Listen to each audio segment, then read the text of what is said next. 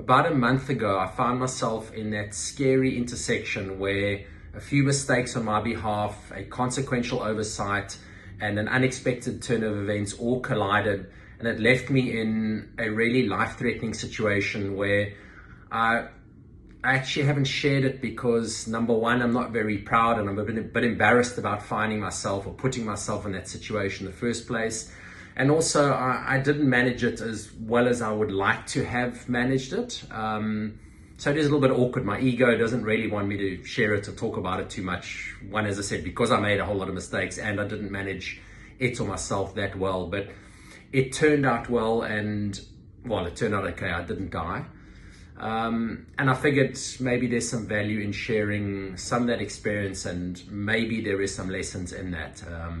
The situation happened when a friend of mine and myself were out on a boat on a fishing trip quite far out to sea, when a really unexpected and violent storm hit, and it found us in a boat that really wasn't equipped for that storm. We didn't have clothing that was equipped for it.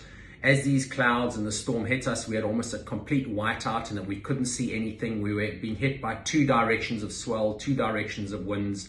We were largely out of control, close to running out of petrol, getting cold, no navigational devices, no way of knowing where we are, no cell phone reception.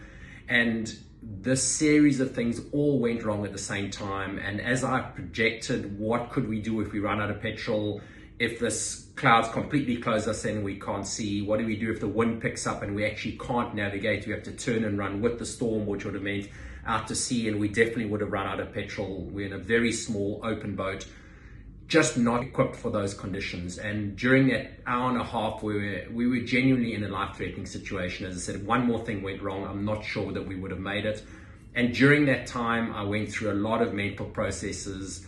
I felt fear. It rose to the extent of panic. I really thought we were going to die, which is not great when you're at the sea and you start panicking. That's really what kills. I know that so well, but that still happened to me maybe 4 or 5 times over that really difficult period. So if you log onto the blog below, I share more detail what actually went on in my thinking from a real, raw and honest perspective. And one of the reasons I didn't share it is some people who read it, you're probably going to think we're complete idiots for having been out there under those conditions, although we didn't see them coming. And you're quite right, we probably were idiots, but we're fortunate idiots for having managed our way through it, fortunately.